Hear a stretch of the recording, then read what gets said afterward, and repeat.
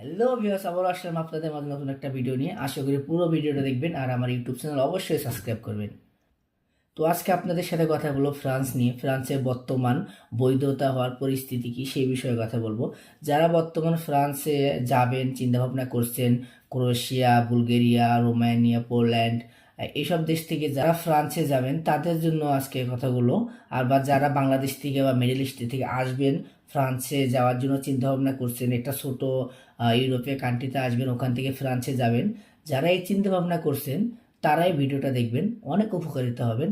বর্তমান ফ্রান্স এত কঠিন একটা সিদ্ধান্ত নিছে, সেটা আমাদের মতো প্রবাসীদের অবৈধ কোন বৈধ কোন তাদের জন্য অনেক একটা কষ্টের বিষয়। কারণ আগে যদি আপনি প্রথম ফ্রান্সে ঢুকতেন 2022 থেকে 24 যে কোনো সালে, আগে যখন ঢুকতেন ফ্রান্সে, তখন গিয়ায় কেস মারতেন।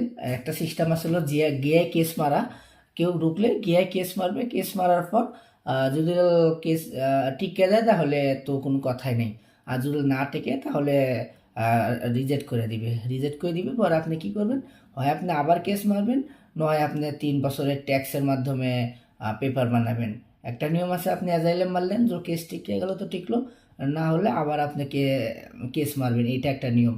আরেকটা নিয়ম, আপনি অ্যাজাইলাম মারবেন, এই আপনি ট্যাক্সের মাধ্যমে আপনি পুরোপুরিভাবে 3 বছর ট্যাক্স দিবেন, সব কাগজপত্র জমা রাখবেন, তারপর আপনি টিএসসি কার্ডের জন্য আবেদন করবেন, ফ্রান্সে বৈধ হওয়ার জন্য আবেদন করবেন। এই সিস্টেমটা আগে চালু ছিল, কিন্তু এখন বর্তমান সরকার এমন একটা সিস্টেম করছে আমাদের অবৈধ অধিবাসীদের জন্য, পুরোপুরি একটা মরার উপরে খাড়া খায় এরকম একটা অবস্থা। এখন আপনাকে যদি ফ্রান্সে বৈধতা পাইতে যান বা অ্যাপ্লাই করতে চান, আপনাকে 7 বছর থাকতে হবে।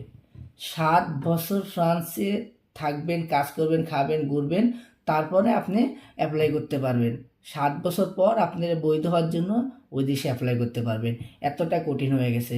কঠিন হওয়ার কারণ আছে, কারণ বর্তমান যে হারে মানুষ ফ্রান্সে ঢুকতেছে, শুধু আমরা বাংলাদেশি না, বাংলাদেশে নেপাল, শ্রীলঙ্কা, নাইজেরিয়া, আফগানিস্তান, যত দেশ আছে সব দেশের মানুষ ফ্রান্সে ঢুকতেছে, ফ্রান্সে চিরস্থায়ী বসবাস করবে। এই জন্য ওই দেশটা এই অবৈধ প্রবাসীদের ঠেকাতে না পেরে ওনারা এই কঠিন নিয়মটা করছে। সেই নিয়মটা কি, 7 বছর অবৈধ থাকার পর, ওই দেশে কাজ করার পর, সব কিছু প্রুফ দেখানোর পর আপনি কেস মারতে পারবেন। তারপরে গিয়ে আপনি কেস টিকতে পারে, না টিকলে কিছুই করার নেই। দেখেন তাহলে কতটা কঠিন করছে ফ্রান্স।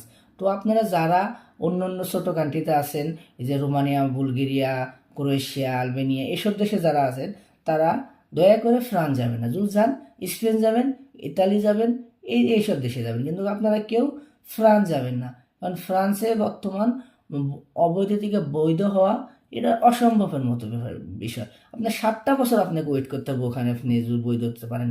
আর যদি আপনি 7 বছর পর ওখানে বৈধ হতেও পারেন, আপনার 10 বছর আগে বাংলাদেশ যেতে পারবেন না। তো আপনি ফ্রান্সে কেন যাবেন? আপনার ভবিষ্যতে শুধু টাকায় প্রয়োজন হবে, আপনার বাংলাদেশ বাবা মা আত্মীয় স্বজন তাদেরকে দেখার ইচ্ছে করবে না। তো আপনারা, আমার পুরোপুরি একটা সাজেশন থাকবে, আপনারা যারা এখনও অবৈধ আছেন ফ্রান্সে, তারা অন্য দেশে চলে যান, বা যারা আসবেন ফ্রান্সের উদ্দেশ্যে অন্য ছোটো কান্ট্রিতে, তারা এখানে থেকে যান। নয় আপনারা যদি এখানে না থাকতে চান, আপনারা ইতালি যাবেন, স্পেন যাবেন, কোনো সমস্যা নেই, কিন্তু আপনারা অবশ্যই ফ্রান্স যাবেন না। কারণ ফ্রান্স গেলে আপনার নিজের পায়ে নিজেই কুড়াল মারবেন, টাকা ইনকাম করতে পারবেন, কিন্তু বৈধ হতে পারবে না। 7 বছরের আগে কেউ বৈধ হতে পারবে না, বর্তমান যে আইন করছে সরকার। তাই আপনাদের বারবার বলতেছি, আপনারা যদি যান অবশ্যই অন্য অন্য কান্ট্রিতে যান, ফ্রান্সে যায় না। ফ্রান্সে যাবেন ঘুরতে, আইফেল টাওয়ার আছে, ঘুরবেন, খাইবেন, দাইবেন, ঘুরে আসবেন, কিন্তু ওই জায়গায় গিয়ে কেস মারবেন না। ওই জায়গায় কেস মারা মানে আপনার 7টা বছর লাইফ থেকে চলে যাওয়া। 7 বছরে আপনি ওই দেশ থেকে কোথাও যেতে পারবেন না।